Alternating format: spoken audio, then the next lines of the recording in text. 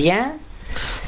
Donc on termine sur le modèle de requête, c'est-à-dire la façon de représenter une requête dans le modèle booléen. Donc une requête est une expression booléenne ou bien logique qui peut se modéliser avec un arbre où les feuilles sont des termes et les nœuds internes sont des opérateurs. Le AND logique, le OR logique et le NOT logique. Par exemple, si on a la requête qui est booléenne, qui est une expression logique de cette forme-là, Q égale A et B ou C. On voit que le A et B sont entre parenthèses. Donc, c'est le premier élément de la requête qui est composé de deux termes et un connecteur logique. Et le deuxième connecteur logique ou est le troisième élément qui est le C. Donc, est représenté par l'arbre de la figure suivante. On remarque qu'on commence par le OU parce qu'il relie les deux premiers éléments de base, puis le E qui relie le A et le B parce que c'est entre parenthèses, et bien sûr avec le troisième élément qui est le C. Donc on remarque ici que c'est un arbre de recherche. Dans les feuilles, c'est-à-dire la fin de la branche, ce sont les termes de la requête, et les nœuds internes, ce sont les connecteurs logiques, le et, le or ou bien le not. Donc puisqu'on peut représenter l'expression bien la requête, l'expression logique bien la requête sous forme d'un arbre, donc on utilise les stratégies de recherche dans un arbre. Bien. Maintenant, concernant le principe d'appariement du modèle booléen. Donc on a vu comment on représente les requêtes, les documents, et puis donc on a vu comment on représente les requêtes, les documents et les termes bien sûr dans un modèle booléen. Ici, on récupère, ou bien on va parler du principe de traitement du modèle, ou bien du calcul du modèle. Le traitement du modèle, donc c'est l'appariement. Donc l'appariement, c'est une étape importante dans le processus de recherche de l'information qui fait la correspondance entre les requêtes et les documents pour pouvoir bien sûr ressortir les documents pertinents. Donc comment cette étape-là est utilisée dans un modèle booléen? Avec le modèle booléen, le module de recherche mis en œuvre consiste à effectuer des opérations sur l'ensemble de documents afin de réaliser un appariement exact ou bien exact matching avec l'équation ou bien l'expression de la requête. Donc l'appariement exact est basé sur la présence ou l'absence des termes de la requête dans les documents. C'est-à-dire, ici, le traitement il est exact. Oui, les termes existent, c'est-à-dire les termes d'indexation de la requête existent dans le document, ou bien non, les termes d'indexation de la requête n'existent pas dans les documents.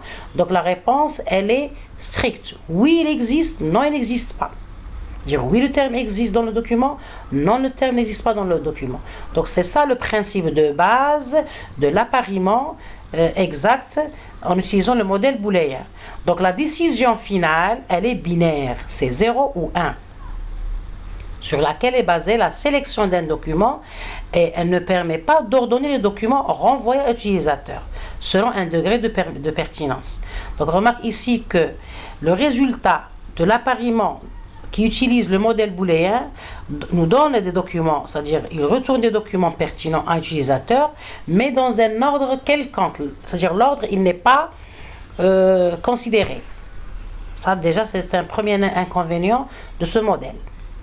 Puis, la fonction de correspondance est basée sur l'implication logique en logique des propositions, qui est la logique d'ordre 0.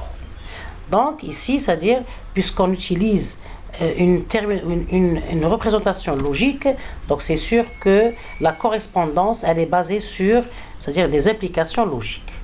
Bien, puis une validation logique.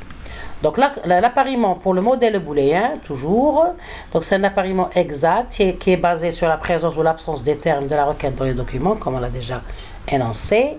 À cette étape d'appariement, le modèle booléen permet de calculer la fonction de pertinence, appelée aussi le score de similarité, ou bien relevance statut value, qui a comme abréviation ou bien comme acronyme RSV, pour un couple des documents et requêtes. Bien sûr, le couple document qui appartient, c'est un élément qui appartient à l'ensemble des documents du corpus, et requête, c'est une requête de l'ensemble des requêtes de l'ensemble Q. C'est un élément de l'ensemble des requêtes de l'ensemble des requêtes Q.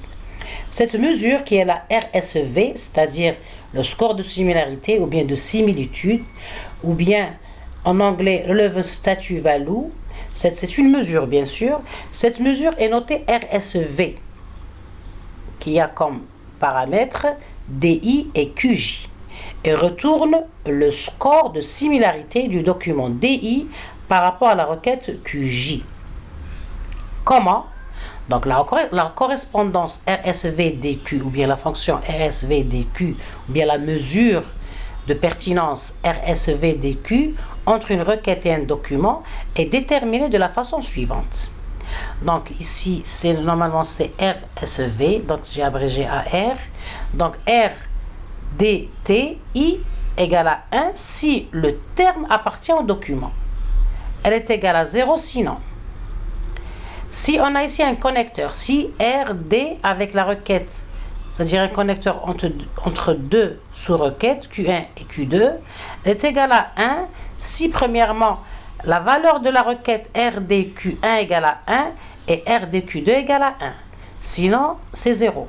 Donc ça c'est-à-dire on récupère ici la validation c'est-à-dire l'évaluation de l'expression logique du et, du ou et de non. On sait que pour que et, c'est-à-dire une expression logique avec le connecteur et soit vrai ou bien égal à 1, il faut que c'est-à-dire les requêtes soient égales à 1. Pour le ou, non, c'est-à-dire c'est au moins 1, c'est-à-dire au moins une requête qui est égale à 1. Par exemple ici, RDQ1 ou Q2 égale à 1 si RDQ1 égale à 1 ou RDQ2 égale à 1. Un des deux, ou bien les deux. L'essentiel, au moins 1 il est égal à 1. Sinon, c'est 0. Concernant le non Q1, c'est l'inverse. Si Q1 égale à 1, donc le non Q1 égale à 0. Si Q1 égale à 0, donc le non Q1 égale à 1. Très bien, donc on va travailler avec ces règles-là pour pouvoir déterminer la correspondance RSV-DQ pour l'ensemble des documents et l'ensemble des requêtes, bien sûr, vis-à-vis des termes d'indexation, TI. Bien, maintenant, on s'attarde sur cette fonction-là qu'on a définie, la fonction de pertinence ou bien score de similarité ou bien relevance statute value. C'est quoi un score de similarité ou bien de similitude qui est le RSV qui a comme paramètre D et Q, le document et la requête. Donc c'est une mesure. Là, c'est une mesure RSV qui a comme paramètre 2 sur le couple DQ. C'est une fonction de correspondance, ou bien on dit une fonction de similarité, ou bien de similitude. Toute cette terminologie, elle est correcte. Et j'insiste toujours à dire aux étudiants que la terminologie vis-à-vis de n'importe quelle discipline, c'est important. Il faut comprendre c'est-à-dire la terminologie du module sur le plan, c'est-à-dire syntaxique, la prononciation et l'écriture, et bien sûr sur le plan sémantique, c'est-à-dire comprendre le sens du terme, bien de la terminologie. Donc un document, donc ici, donc on dit une fonction de correspondance, ou bien de similarité, ou bien de similitude entre un document et une requête. Dans le modèle booléen de base, ou bien le modèle de booléen strict, ou bien le modèle booléen strict, tous les documents qui satisfont une requête sont retrouvés.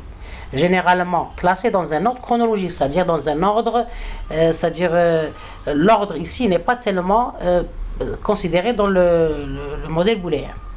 Donc ils ne sont pas classés selon leur pertinence. C'est-à-dire ici, l'ordre il est chronologique. Il n'est pas classé selon la pertinence du document. Donc cela est dû au fait qu'un document satisfait une requête ou ne le satisfait pas. C'est 1 ou 0. Donc ici, la sélection des documents, elle est exacte. C'est pour ça qu'on dit que le modèle booléen utilise l'appariement exact ou bien exact matching. Bien. Maintenant, le score de similarité entre un document DI et une requête QJ est inclus dans l'ensemble 0,1, c'est-à-dire toujours, il repose, c'est-à-dire la réponse, elle est true ou false. Et bien sûr, il repose sur LDI du document, c'est-à-dire sur un appariement exact entre l'expression logique LDI document, DI, et l'expression logique LQJ de la requête QJ, comme défini ci-après. Donc ici, j'ai défini mathématiquement l'appariement ou bien la RSV entre le document DI et la requête QJ, donc appariement DIQG.